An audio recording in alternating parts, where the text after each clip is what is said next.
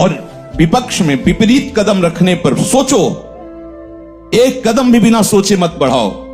ये जो बुद्धि प्रेरित कर रही, इसका फल क्या होगा? क्या होगा जब हम गुरु आज्ञा का उल्लंघन करेंगे? क्या होगा जब हम शास्त्र विरुद्ध आचरण करेंगे? क्या होगा जब हम मर्यादा उल्लंघन करेंगे? बिना विचारे एक कदम मत रखो। लेकिन इधर विचार करने की आवश्यकता नहीं। जैसे आज्ञा शास्त्र कर रहा है, सदगुरुदेव कर रहे हैं, बिना ही विचार करी शुभ जानी। वहां बिना विचारे जो करे सो पाछे पछताए, काम बिगाड़ो आपनो जग में होत हसाए। कर्मण्येवाधिकारस्ते, तुम केवल जो प्राप्त कर्तव्य कर्म है, वासना के द्वारा प्रेरित और उपासना के द्वारा प्रेरित, दो साधन करने वाले पाए जाते हैं, एक विषयी और एक भागवती। जो वासना से प्रेरित होकर के कर्म करता है वो बंधता चला जाता है, और जो उपासना से प्रेरित होकर के कर्म करता है वो मुक्त होता चला जाता है। उपासना का प्रधान स्वरूप है शास्त्र और सदगुरुदेव के वचन ही प्रमाण है, मनमानी बिल्कुल नहीं। वो क्या बोल रहे हैं बिना विचार करके आप करिए, आगे चलकर आप देख लेंगे उसका परिणाम क्या होगा। एक बहुत ही हिंसात्मक वृत्ति वाले जवान बलवान, जो भी मिले छीन लेना और जान से मार देना। एक दिन एक कोई भगवत अनुरागी महात्मा वहां से निकले, उन्होंने भी वैसी ही चेष्टा करनी चाहे उन महात्मा से, तो मुस्कुरा दिए, क्योंकि ऐसे लोग महात्माओं की दृष्टि में बालक हैं, बच्चे हैं। तो उन्होंने कहा, बेटा ये जो तुम कर रहे हो परिणाम कभी सोचा है इसका? इतने अमृतमय वचन, इतना प्यार भरा वचन कि ऐसे हिंसक कठोर हृदय में उनका प्रहार हुआ। देखो संतों के वचनों का प्रहार, टूटा हृदय। लगा कि कैसी अमृतमयी मिठास इनके वचनों में है। जो हिंसात्मक वृत्ति थी वो द्रवण क्रिया में बदलने लगी। घुटने टेक कर बैठ गए और हाथ जोड़ा, बोले भगवान आपके दर्शन से और आपके वचन से मेरे हृदय में कुछ परिवर्तन हो रहा है। ऐसा लग रहा है कि मैं बहुत नीच और गलत हूं। जैसे दर्पण के सामने जाओ ना तो असली रूप दिखाई देता है, ऐसे साधु समागम में अपना असली परिचय मिलता है। प्रकाश होता है ना वहां ज्ञान का, तब लगता है मैं कितना अधम हूं, कितना गंदा हूं। जैसे संसारी पुरुषों के बीच में आपको अहम दर्शन कराएगा अपना, मैं इससे तो श्रेष्ठ ही हूं, लेकिन साधु सभा में आपका असली परिचय मिलेगा। जिस सभा में जाने पर अपने अवगुण चुभने लगे, अपने दुराचरण अपने को जलाने लगे, तो जान लेना साधु समागम में हमारा प्रवेश हो रहा है। वहां पहुंचते ही आपके हृदय में एक जलन पैदा हो जाए, मैं कितना नीच हूं, मैं कैसा अवगुणी हूं। ऐसा ही हुआ, क्योंकि संत दरस जिम पात कट रही, पाप अंधकार नष्ट हुआ। घुटने टेक दिए, कहा भगवान मैं तो बहुत कठोर हृदय हिंसक हूं, क्या करूं? जब से शुद्ध संभाली तब से यही कर रहा हूं। उनका एकमात्र भगवान का आश्रय लेकर भजन करने से कोई भी हो सबका मंगल हो जाता है। भजन साधन तो हो, भजन न होई तामस देहा। हमारी तामसिक वृत्ति, तमोगुणी वृत्ति है, मारना, हिंसा, प्रमाद, ये सब हमारा स्वभाव है। भजन तो होने वाला नहीं। क्या मुझ जैसे राक्षसी वृत्ति वाले का भी कल्याण कोई उपाय है? हाँ, मैं तुम्हें दीक्षा दूंगा। महामहिम भगवान की शरणागति का उपदेश करूंगा, पर पहले तुम्हें तीर्थ यात्रा करनी होगी। जब तुम्हारा हृदय पवित्र हो जाएगा तब हम तुम्हें मंत्र उपदेश करेंगे। प्रायः पद्धति यही है। पूर्व के गुरुजन महापुरुषों को देखा कि शरणागत मंत्र की याचना, तो चलो वृंदावन की दंडवती परिक्रमा लगाओ, पूरी परिक्रमा दंडवती लगा के आओ, फिर बात करेंगे शरणागत मंत्र की। वो विरक्त भेष निज मत जाओ, गिरिराज जी की पूरी दंडवती परिक्रमा लगाओ, पहले पवित्र हो तब हमारी बात समझोगे। तो उनका भगवान मैं कैसे समझूंगा कि मेरी तीर्थ यात्रा सफल हुई मेरा हृदय पवित्र हो गया और आपके शरणागति के लायक बन गए। उन्होंने एक लकड़ी दी और कहा, जिस समय तुम पवित्र हो जाओगे ये सूखी लकड़ी में हरे हरे किनगे आ जाएंगे। सदगुरु के वचन, प्रणाम किया और चल पड़ा। संध्या काल होने पर एक जंगल में बड़ा वृक्ष था, उसके नीचे जाके बैठ गए कि रात्रि पार करेंगे, फिर पूछते पूछते हर तीर्थ में जाएंगे और भ्रमण करेंगे। पास में लकड़ी रख ली और विचार करने लगे कि संत कितने कृपाल होते हैं, कहां मैं हिंसक नीच आचरण वाला और कहां वो प्रेरित करके तीर्थ याटन में भेज रहे हैं। इतने में कुछ आवाजें सुनाई दी वृक्ष के ऊपर से। तो 4 बड़े बलवान और प्रवीण चोर, जो चोरी में प्रवीण, वो प्लान बना रहे थे कि ये जो पास में गांव है, इन लोगों ने पीछे जब चोरी की थी तो हम पर हमला किया था, आज हम इन पर हमला करेंगे। चारों तरफ से आग गांव में लगा दो, जो निकले बस मारो, सबको मार दो। वो बैठे नीचे सुन रहे थे। अब हजारों घर, उनमें हजारों लोग, हजारों पशु पक्षी, गांव में तो सब। उसने विचार किया कि तीर्थ यात्रा को तो जा ही रहे हैं, अगर इन चारों को मार देते हैं तो लाखों जीवों की रक्षा हो जाएगी। आग लगाएंगे चारों तरफ से गांव में, तो चींटी से लेके मनुष्य, पशु पक्षी सब जल जाएंगे। और इन लोगों का कथन है कि जो बाहर निकलेगा उसको मार देंगे। तो अगर हम इन चारों को मार देते हैं तो जहां सैकड़ों को मारा है, 4 इसमें और जुड़ जाएंगे, तीर्थ यातन तो जा ही रहे। बहुत ही हिंसक, क्रूर प्रवृत्ति और बलवान था। उन्होंने कहा, भाई सुनो, तुम्हारा प्लान गलत है, हम बचपन से इसी प्लान में प्रवीण हैं, मारे जाओगे तुम। वो एक एक करके ही तो उतरेगा, चारों थोड़ी कूद पड़ेंगे। विश्वास हुआ उनको कि हमारा ये श्रेष्ठ है, तो ऊपर से जो नीचे तगड़ी जड़ थी पेड़ की, तो आड़ में ले जाकर मारने का स्वभाव था, चारों को मार दिया। सोचा अब यहां हत्या कर दी, यहां तो रात्रि नहीं व्यतीत करेंगे, आगे किसी और वृक्ष। छड़ी उठाई, जेवी उठाई, लकड़ी तो हरी हो गई। तो अभी तो हमने कोई गंगा गोदावरी स्नान नहीं किया। गुरुजी कह रहे थे लकड़ी जहां हरी हो जाए तो वापस आ जाना, तुम्हारा हृदय पवित्र हो गया, प्रमाण हो जाएगा। गुरु के वचन, अब तो वापस।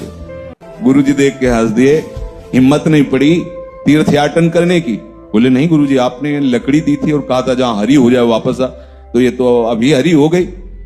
उनका कौन से तीर्थ में स्नान किया? बोले 4 को और मार दिया है प्रभु, स्नान तो नहीं, 4 हत्याएं और की। वो कहा हुआ क्या? पूरी घटना बताई। बोले देखो बेटा, जब तुम अपने सुख के लिए किसी को कष्ट देते थे, मारते थे, तो तुम्हारे लिए वो अंतःकरण की मलिनता का रूप होकर नरकगामी बनाने का पक्का रास्ता तय हो गया था। आज तुमने जो 4 को मारा और लाखों के जीवन बचाने के लिए, तो तुम्हारे को पुण्य मिल गया, तुम्हारे को सुकृत मिल गया, तुम्हारे सारे पाप नष्ट हो गए। कर्म वही है, लेकिन गुरु आज्ञा से भगवत मार्ग में कदम रखा और हिंसा ही की जो करते थे, लेकिन संत दरस से भाव पलट गया। स्वसुख वांछा से नहीं, ये सब गांव की रक्षा होगी, पशु पक्षी बचेंगे, ये भाव कहां से आया? गुरुदेव के दर्शन से, गुरुदेव के वचनों से। ऐसा सद्भाव कि सारे पाप कर्म नष्ट हो गए और वो उसी दिन दीक्षा लेकर महात्मा बन गया। कर्मण्येवाधिकारस्ते, तुम्हें केवल अपने कर्म से जो प्राप्त कर्तव्य है उसमें यह नहीं है कि यही कर्म होना, कोई खास बात नहीं कि यह कर्म करना है तुम्हें। जो इसीलिए प्राप्त शब्द है, जैसे पुत्र है, वयोवृद्ध माता पिता हैं, कोई दूसरा उनको देखने वाला नहीं और वो जवान बेटा है। अब उसका प्राप्त कर्तव्य जो गृहस्थ धर्म में है, प्राप्त कर्तव्य है माता पिता की सेवा करना। अगर ऐसी स्थिति में उसके हृदय में सुदृढ़ वैराग्य है, अब उसके ऊपर यह लागू नहीं होगा। जैसे महाप्रभु श्री चैतन्य देव सन्यास के लिए जब सची माता से प्रार्थना की अनुमति मांगी, तो उन्होंने कहा बेटा घर में कोई दूसरा तो है नहीं, विष्णु प्रिया भी तो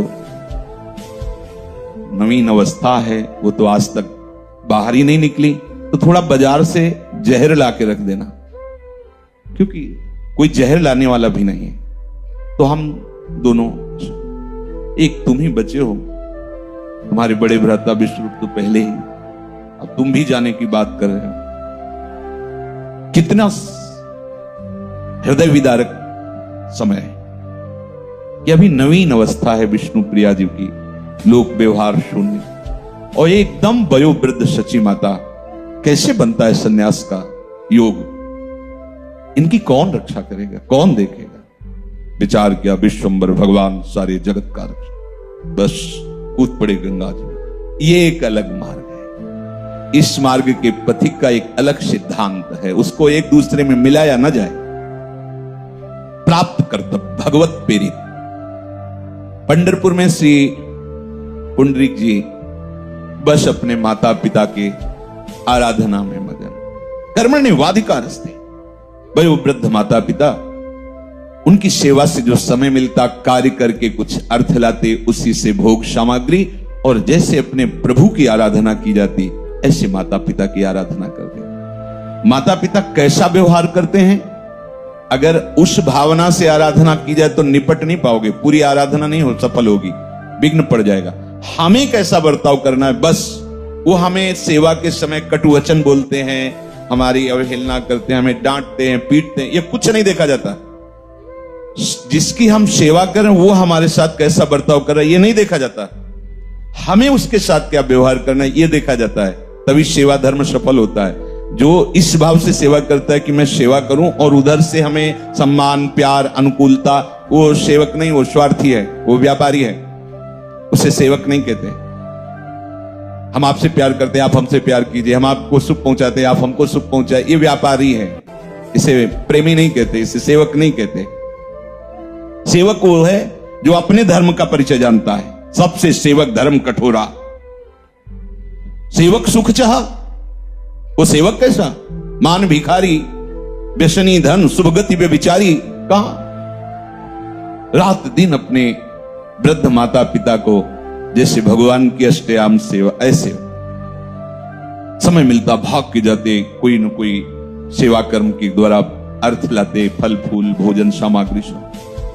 आठों पहर और भगवत भावना, ध्यान रखो, अच्युत भावना विहीन हर कर्म बांधने वाला होता है, और भगवत भावना युक्त हर कर्म आपको भगवत प्राप्ति करा देगा। जो शास्त्र विहित है, शास्त्र निषिद्ध तो होगा ही नहीं उससे, जो भगवत आराधना की भावना रखता है।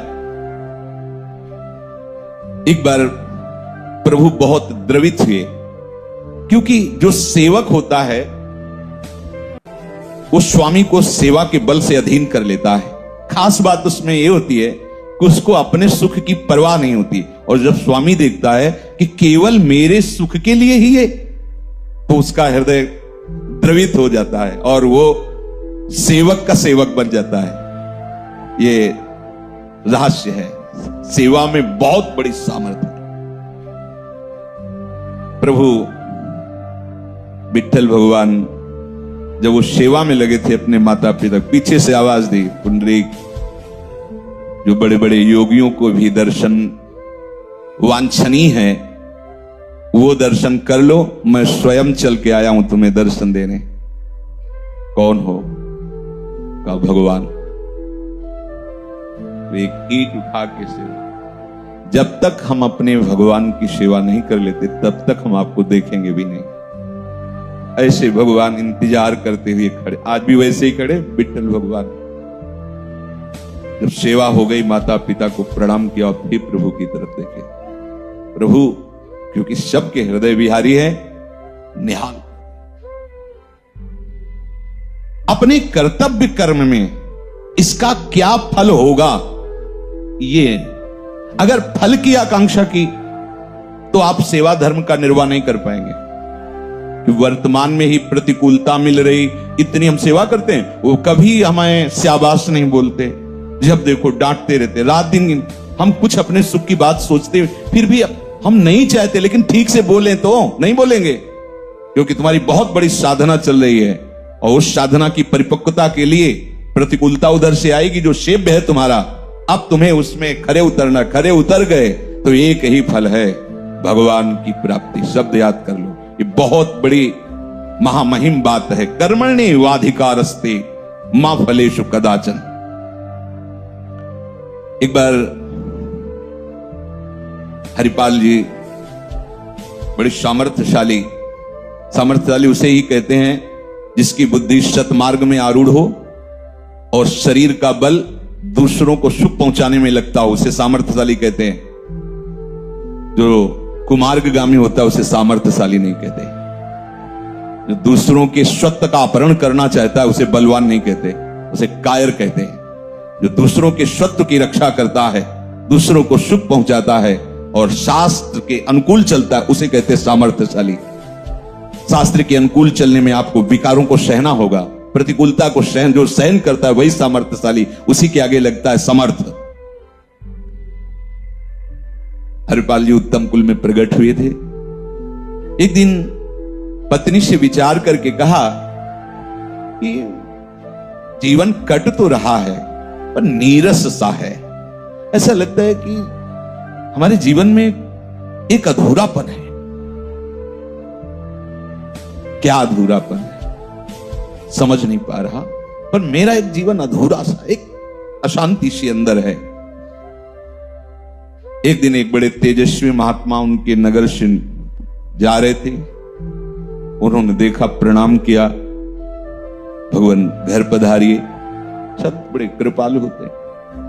संतों को तो केवल भाव चाहिए। कोई ऐसा ना समझे कि संत तुम्हारी सेवा के भूखे हैं, रुपया पैसा भोजन के भूखे हैं, ऐसा नहीं। पर वो बहुत आदर से स्वीकार करते हैं। आप एक भी रोटी ऐसे तो आपको लगेगा भूखा है ना, इसलिए नहीं, तुम्हारे भाव को पुष्ट करने के लिए। अगर वो ऐसे ना करें तो सारे जगत का दाता के उनको पवाएगा। वो भगवान के आश्रित जन हैं, शरीर प्राण मन बुद्धि सब प्रभु को समर्पित किए हुए हैं, पर वो ऐसे करुणा में होते हैं कि जरा सी भी बात के लिए वो रीझ जाते हैं। जरा सा कोई संत और देवताओं को सब संतों को तो इतना ही कर दे तो उनको लगता है इसको परम पद मिल जाए, इसका कल्याण हो जाए, ये भगवान का प्रेमी बन जाए, इसे कभी दुख ना मिले, ऐसी भावना। उनका भगवान घर पधारिए, घर आए, प्रणाम नमस्कार करके जैसा प्रभु मेरे हृदय में एक अव्यक्त रूप की अशांति रहती है। मन को दिखाया कि क्या मिले तो तुझे शांति मिल जाएगी, पर जो जो चाहिए वो सब है। सुंदर पत्नी है, शरीर स्वस्थ है, खूब ऐश्वर्य है। तो उन्होंने कहा आपके ऊपर प्रभु की कृपा है, ये जो अतृप्ति है इसकी पूर्ति होगी भगवत प्राप्ति से। जब तक भगवान का साक्षात्कार नहीं होता तब तक जी की जरनी न जाए। बिनु देखे रघुनाथ पद जी की जरनी। ये हृदय जलता रहता है, पर उसको दिशा सही न मिलने के कारण वो भोगों में अपनी जलन शांत करने का उपाय करता रहता है। तब लग कुशल न जीव कहूं, सपने हूं मन विश्राम, जब लग भजत न राम को शोक धाम तज काम। जो चाहत है नित्य सुख, अरु मन को विश्राम, हित ध्रुव हित सो भजत रहो, पल पल श्यामा श्याम। हरिपाल जी ने कहा भगवान अभी पूर्व में कभी भजन का अभ्यास तो किया नहीं, भगवत प्राप्ति सहज में हो जाए ऐसा आप उपाय बताओ, क्योंकि हम गृहस्थ धर्म से युक्त हैं। तो उनका सहज भी है और कठिन भी है। सहज इसलिए है कि उनको कुछ चाहिए नहीं, कठिन इसलिए है कि उनका निर्वाह करना बहुत कठिन। महत्संगस्त दुर्लभ हो, अगम्यो और अमोघश्च निश्चित भगवत प्राप्ति। संत सेवा करो, निश्चित भगवत प्राप्ति हो जाएगी। बस हृदय में दृढ़ता पूर्वक स्वीकार किया। पहले ही चर्चा में बताया है कि यदि शास्त्र संत और सदगुरुदेव की आज्ञा के अनुसार प्राप्त कर्तव्य का फल की इच्छा का त्याग करके पालन किया जाए, कर्तव्य कर्म किया जाए, तो उसका एक ही फल होता है, भगवत प्राप्ति। और कर्मों के तो अलग अलग अलग, लेकिन इसका एक ही फल होता है कहीं से भी। जैसे उस चोर की बात बताई, पुंडरीक जी की बात बताई, अब हरिपाल जी, उनके गुरुदेव ने कहा जहां ये जेवें, हरि कहते हैं कि जहां मेरे भक्तों को आदर दिया जाता है और उनको भोग प्रसाद पवाया जाता है, तो जहां ये जेवें तहां मैं जेऊं। जहां सोवे तहां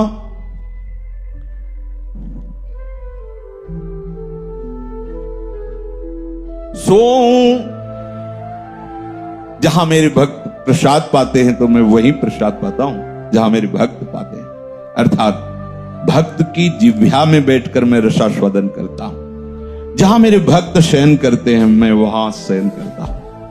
भगवान जो मेरे भक्तन दुख देवे कुल समेत त्यही खोहूं। यदि कोई मेरे भक्त का द्रोह करे और सोचे कि ये तो अनाथ है, ऐसे भीख मांगते, 2-4 थप्पड़ जमा दो, क्या बिगाड़ लेगा ये, हमारे पास परिवार है, सामर्थ्य है, रुपया है, पैसा है। हाँ ठीक है, वर्तमान को तुम देख रहे हो, लेकिन जो वर्तमान में विराजमान है उसको तुम नहीं देख पा रहे हो। अनंत कोटि ब्रह्मांडों का स्वामी भक्तों के पीछे ऐसे घूमता है जैसे बछड़े के पीछे रमाती हुई गाय। भक्तन पीछे यो फिरत ज्यो बछड़ा संग गाय। जहां जहां भक्तन को कछु परत है संकट आए। आप स्वयं उस संकट में बीच में आ जाते हैं। तुरंत विभीषण पाछे मेला, सन्मुख राम सहयो सोई सेला। शक्ति को अपनी छाती पे लिया, नष्ट कर सकते थे लेकिन दिखाया भक्त का प्रहार मैं अपने तन पर स्वीकार करता हूं। अगर कोई मेरे भक्त से द्रोह करके उसका अमंगल अहित करना चाहे तो उसके कुल समेत को मैं नष्ट कर देता हूं। जो मेरे भक्तन दुख देवे कुल समेत ते खो। राम रोष पावक सो जरई। जहां ये मेरो करे कीर्तन तहां करूं मैं बाशा। इन्हीं के पीछे उठ धाऊं मोही इन्हीं की आशा। तज अभिमान प्रेम सो सेवे सोई मोकू पावे। कहत कबीर भक्ति की महिमा हरि अपने मुख गावे। जहां मेरे भक्त मेरा नाम कीर्तन करते हुए वहां मैं निरंतर वास करता हूं। जहां भक्तजन प्रफुल्लित हृदय से प्रभु के गुण का कीर्तन, नाम का कीर्तन, उनकी महिमा का गान करते, भगवान कहते वहां मैं निरंतर वास करता। नाहम बसामि वैकुंठे योगी नाम च हृदय मदभक्ता यत्र गायन्ति तत्र तिष्ठामि नारद। जहां मेरे भक्त मेरा कीर्तन करते वहां मैं वास करता हूं। मुझे ढूंढना है तो मैं भक्तों के पीछे हूं, ढूंढ लो। भगवान परिचय बता रहे। निरपेक्षम मुनिम शांतम निर्वैरम समदर्शनम अनुब्रजाम्यहम नित्यम पूयेत्यंगुरेण भी। जहां जहां मेरे भक्त चरण रखते हुए जाते उनके पीछे मैं होता। अनुब्रजाम्यम मैं उनकी चरण रज लेने के लिए पीछे पीछे जाता हूं। इन्हीं के पीछे उठ धाऊं मोहि इन्हीं की आशा। एक ही मेरे अंदर आशा रहती है, मेरा भक्त। जैसे मां को एक ही आशा रहती कि मेरा बच्चा सुखी रहे, स्वस्थ रहे, आनंदित रहे। तज अभिमान प्रेम सो सेवे। जो अभिमान का त्याग करके ऐसे मेरे भक्तों की सेवा करते हैं सोई मोकू पावे, वही मुझको पाते हैं। भक्तों की महिमा स्वयं हरि अपने श्रीमुख से गान करते हैं। सब बड़े बड़े महापुरुषों के चरित्रों में देखा गया। तो गुरुदेव ने हरिपाल जी को प्रेरित किया कि यदि आपके अंदर ऐसी बात है और आप भगवत प्राप्ति करना चाहते तो एक उपाय है, संत सेवा कीजिए। भक्तनी के संग भगवान ऐसे फिरो करें जैसे बच्च संग फिरे नेहवती गाई है। हरिपाल नाम विप्रधाम में जन्म लियो कियो अनुराग साधु दई स्त्री लुटाई है। केतिक हजार ले बाजार के कारज खवाए गरज ना सरे कियो चोरी को उपाय है। विमुख को लेत हरिदास को न दुख देत आए संत द्वार तिया संग बतराई है। पत्नी सहित ये नियम ले लिया जो गुरुदेव ने बताया भगवत प्राप्ति का उपाय, संत सेवा। आज से अब हमारे जीवन का उद्देश्य एक ही होगा, संत सेवा। संत भगवान पधारे, उनकी सेवा करें, उनकी जूठन पाए, बस यही हमारे जीवन का उद्देश्य। अब जब यही उद्देश्य केवल रहेगा और कोई कार्य नहीं होगा तो बाहर से धन की आय बंद हो जाएगी। और भक्तों को क्या है, आप थोड़ी श्रद्धा केवल कर लीजिए, वो तो एक संत पाके जाएगा तो 4 संत भगवान से आपस में बात कर, बड़ा श्रद्धालु है, बड़ा सात्विक, भोजन पाने से भजन की स्फूर्ति होती। अब संतों की मंडली आने लगी, उन्हें तो भाव चाहिए, श्रद्धा चाहिए। दृढ़ निश्चय किया कि आज से हम संत सेवा में अपना जीवन व्यतीत करेंगे। अब संतों की मंडली आ रही, कढ़ाई चढ़ी हुई है, खूब सुंदर सुंदर भोग पकवान बनते, ठाकुर जी का भोग लगता है। संत मंडली नाम कीर्तन गुण कीर्तन करते हुए वहां वास करती, कई कई दिन मंडलियां वास करती। अब तो कुछ समय में ऐसा प्रचार प्रसार हुआ कि भारत के तीर्थों में एक दूसरे से चर्चा करते तो जैसे तीर्थों को लोग जाते ऐसे हरिपाल जी के घर आने लगे। संत भगवान के प्रेमी भक्त जन, वैष्णव जन, जैसे जैसे सेवा होती वैसे वैसे इनके यश का विस्तार होता। बिस्तरे सब जग विमल कीरति साधु संगति ना टरे। अब आए तो थी नहीं, क्योंकि एक ही उद्देश्य हो गया, संत सेवा। तो जितना था वो लगना प्रारंभ हुआ, संत सेवा बढ़ती गई। धीरे धीरे धीरे धीरे जो जमा हुआ धन था वो धीरे धीरे प्रभु के भक्तों की सेवा में सब खर्चा हो गया। अब संतों का तो आना बंद नहीं हुआ, तो कर्जा लेने लगे। सब खत्म का मतलब जमीन बेच दी, जो कीमती जेवरात तो सब बेच दिए, अन्न धन सब, राधे राधे संत सेवा में। जब कुछ नहीं तो कर्जा लेने लगे। अब कर्जा भी तो तभी पटाया जा सकता है जब कुछ व्यापार या अब कुछ रह नहीं गया। तो कर्जा देने वाले कुछ कुछ दे के कर्जा कि भाई सम्माननीय व्यक्ति हैं, भगवान के भक्त हैं, पर कभी ये 5 रुपए वापस नहीं करेंगे, पता है, क्योंकि सब। अब अगली बार जब मांगने गए तो हाथ जोड़ दिया कि हमारे भी परिवार है, क्योंकि सब उन पर श्रद्धा करते थे। संत सेवा शब्द एक पर। एक दिन संत मंडली आई, हरिपाल जी अपनी पत्नी के समीप जाके कहा कि हमें ऐसा लगता है कि आज जो है हमारी जो नियमावली है संत आराधना आज टूट जाएगी, कुछ है नहीं, क्या करूं? आप ऐसा करो, किसी पड़ोसी से कुछ भी मांग लो, विमुख ना जाए। जो भगवत प्रेमी महात्मा जन आए, उनका कई बार जा चुकी हूं, वापस कर देते हैं, दरवाजा ही बंद कर लेते हैं, कोई कुछ देता ही नहीं। विचार किया कि क्या करना चाहिए। कोई कर्ज नहीं देता, कोई व्यवहार में भी नहीं देता, और घर में कुछ है नहीं, संतों का कैसे सेवन करें? मन ने विचार किया कि बल तो है ना, बहुत बड़ा जंगल पड़ता था गांव के, होते हैं 10-10 किलोमीटर में दूर दूर गांव, इस गांव से उस गांव में जाने के लिए जंगल पार करना। बलवान थे, भाला हाथ में लिया और निश्चय किया कि उनका भी मंगल होगा जो भगवान नाम जप नहीं करते और भक्त नहीं है, और कुछ भी हो छीन करके हम साधु सेवा करेंगे। अब देखो, कर्म तो निकृष्ट हुआ ना, लेकिन गुरु आज्ञा संत सेवा, जीवन का लक्ष्य संत सेवा। कोई कोई उदाहरण देने लगते हैं हरिपाल जी का, तो पहले अपना सब संत सेवा में लगाओ, खाने को न रह जाए, फिर आगे आप उदाहरण हरिपाल जी का दो।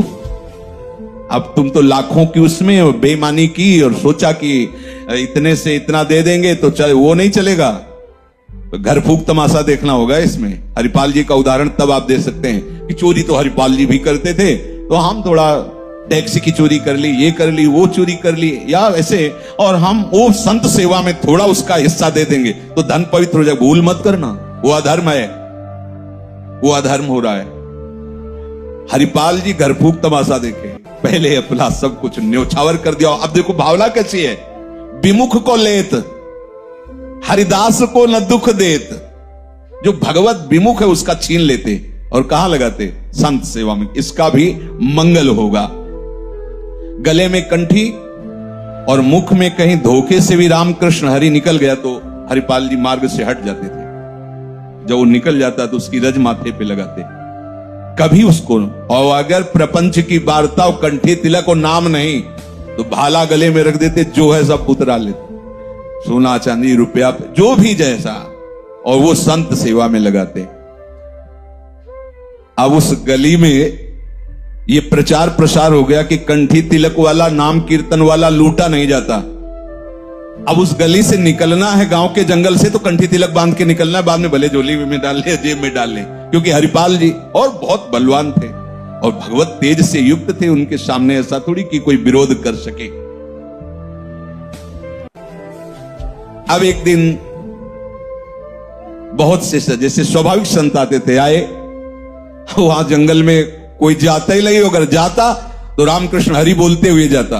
अब हरिपाल जी चोरी कर नहीं सकते, अगर वो राम बोला, कृष्ण बोला, हरि बोला तो भाला नहीं तानेंगे। कंठी है, तिलक है, नहीं, हरिदासस बिल्कुल नहीं, जो हरिदासत्व से बिल्कुल नहीं। उदास होकर के बैठे थे, संत भगवान आए, पत्नी से कहा आप क्या करूं, अब तो लूटने को भी कोई नहीं तैयार कि भाई उसको मैं लूट लूं, क्योंकि यहां सब कंठी तिलक वाले, सब नाम वाले।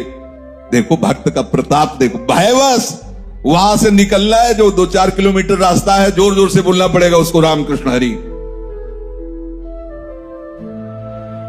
रुक्मिणी जी से ठाकुर जी ने कहा, द्वारिकाधीश ने, तैयारी, अब मुझे जाना है एक भक्त से मिलने के लिए। बैठे कृष्ण रुक्मिणी महल तहां सोच पर्यो। इधर अगर भक्त सोच में पड़ा है कि कैसे भगवत प्रेमी महात्माओं को विमुख जाने दें, पर हमारे पास कुछ है नहीं और लूटने के लिए कुछ नहीं, क्योंकि अब वहां से जो निकलता प्रचार प्रसार हो गया। बैठे कृष्ण रुक्मिणी महल तहां सोच पर्यो, हरियो मन साधु सेवा साहू रूप कियो है। पूछी चले कहां, कही भक्त है हमारो एक, तो मैं हूं आऊं, आओ आए जहां पूछ लियो है। भगवान श्रृंगार कर रहे हैं, कृष्ण रूप से नहीं, साहूकार सेठ रूप से, बड़े बड़े सोने के हीरे जड़ित कड़ा हार।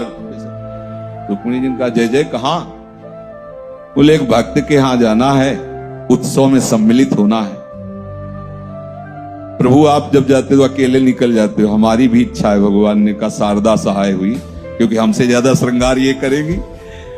भगवान ने कहा वैसे तो हम अकेले भक्त के पास जाना चाहते, पर आज तुम्हारी इच्छा नहीं, आज चलो। पर ऐसा भक्त है कि तुम्हें सब श्रृंगार करके चलना होगा। वो मन में सोचती, मतलब भक्त क्या कोई ऐसा कि श्रृंगार जरूरी है हमें। प्रभु ने कहा, प्रभु एक एक कीमती अंगूठी अपने साथ, पूरा श्रृंगार।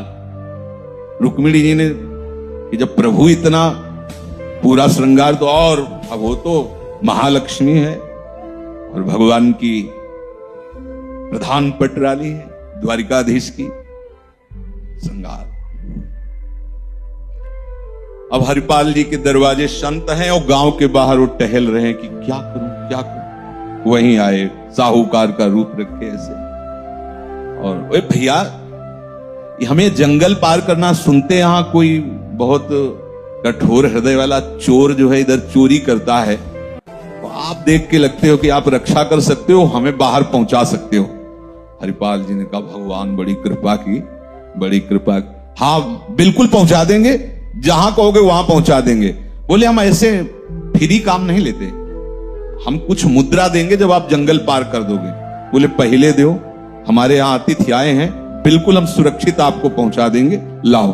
तो कुछ स्वर्ण मुद्राएं दी। बड़े प्रसन्न, ये यार प्रभु कैसे लाज रखते हैं, मैं तो परेशान डोल रहा था। क्या आयो, पत्नी से कहा भगवान ने बात बता दी, देखो एक सेठ फंसा है, उसको पार करना है, उसने मुद्रा तुम लाओ, दाल चावल और रोटी बनाओ, संतों को पो, हम इनको पार करके आते हैं। भाला ले आओ, कहा आगे आगे तुम चलो, पीछे हम चलते हैं, रास्ते में चलो। प्रभु ने रुक्मिणी जी से सारा, एक भी भागवतिक चर्चा नहीं होनी चाहिए, धीरे से कहा। ऐसा ना भक्त की ना भगवान की कोई चर्चा नहीं, बस वही जैसे एक सेठ साहूकार चर्चा करते हैं, उस खाते बही खाते में इतने करोड़, उसमें वो होता है ऐसा, वो ऐसा। हरिपाल जी का बात बन गई है, इतनी सोना चांदी और सब हीरा जवाहरात पे एक बार भी रामकृष्ण हरि नहीं बोल रहे। और गौर से देखा तो हार गले में थे, तुलसी की माला नहीं थी, कहीं कोई तिलक नहीं। वो भगवान आज तो माला माल कर दिए। बीच जंगल में पहुंचे, भाला निकाला, रुक्मिणी जी के होश उड़ गए कि प्रभु के सामने कोई भाला तान के खड़ा हो। उतार सब। प्रभु तो मतलब उनको कहना था, प्रभु हरिपाल जी ने अपना ऊपर का वस्त्र ऐसे डाल सब। भगवान रुक्मिणी जी भगवान की तरफ, उतार दो, इसी में भलाई है, उतार दो, सब रखो इसमें।